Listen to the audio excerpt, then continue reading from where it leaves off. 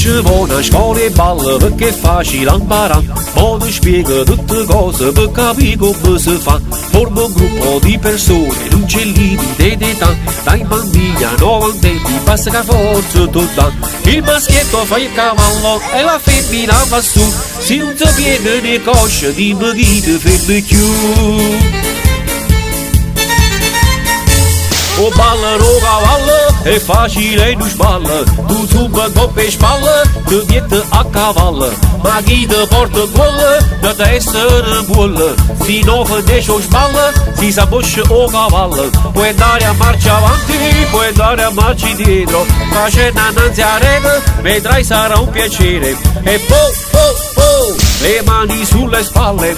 E t'appoggi sulla schiena. E le gambe al giro vita. E evita la salita. O ballano cavallo, è facile e non sballa. E chi si stanca prima, andava a un pegno.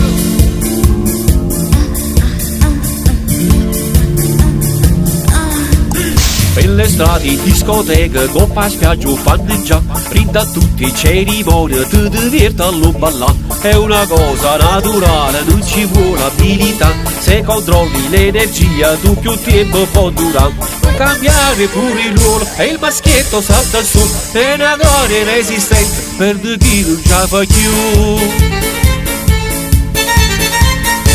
O ballano cavallo, è facile e non sballa. Tu zumba coppe e spalle, ti viene a cavallo. Ma chi ti porta buona, da te essere buona. Se non finisce o sballa, si s'abboscia o cavallo. Puoi andare a marcia avanti, puoi andare a marcia indietro. Facendo annanzi a rete, vedrai sarà un piacere. E le mani sulle spalle. E t'appoggi sulla schiena. E le gambe al giro vita. E evita la salita. O ballano cavallo, è facile e non sballa. E chi si stanca prima, andava a un pegno.